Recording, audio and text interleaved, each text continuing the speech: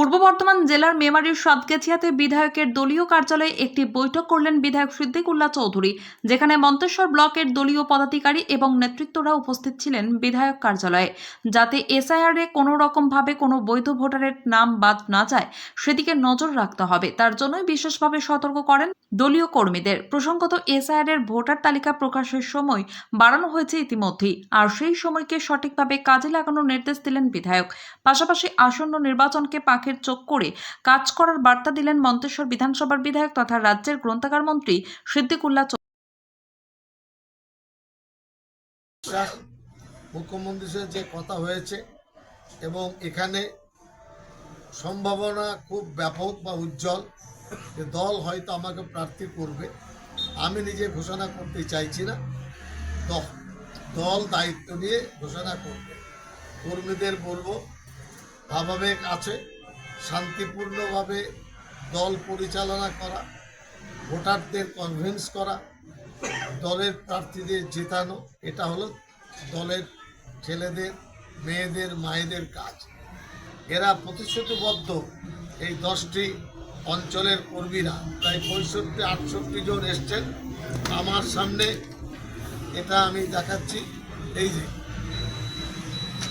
এরপরে এই যে তাদের লিস্ট, এতে প্রত্যেকটি অঞ্চল থেকে 8 জন, 10 জন, 12 জন এসছে।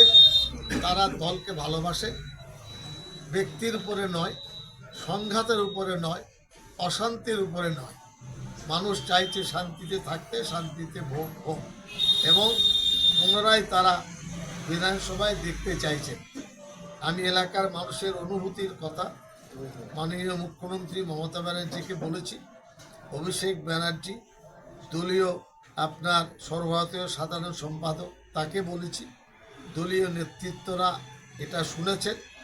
আশা রাখি পজিটিভ উত্তর আসবে। কর্মীদের বলবো, যেহেতু ভোট তো ভোটই, কোনোভাবে যেন কোনো ভোটার বঞ্চিত না হয় সেটা দেখা। আর এখন এসআইআর প্রায় শেষ লগ্নে আমরা পৌঁছেছি। এখানে মন্তেশ্বর বা মেমারি একজন ভোটার জেনুইন যেন বাদ না যায়, প্রতিটি কর্মীদের দায়িত্ব এবং কর্তব্য।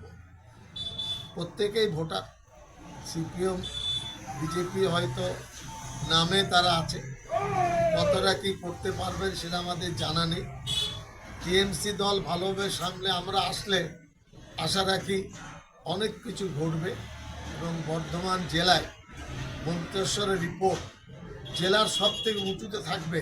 এটা কিন্তু আমি সবাইকে সামনে রেখে, উপরওয়ালাকে সামনে রেখে আপনাদের সামনে বললাম এবং এটা বড় একটা বিষয় আমাদের সামনে আসবে।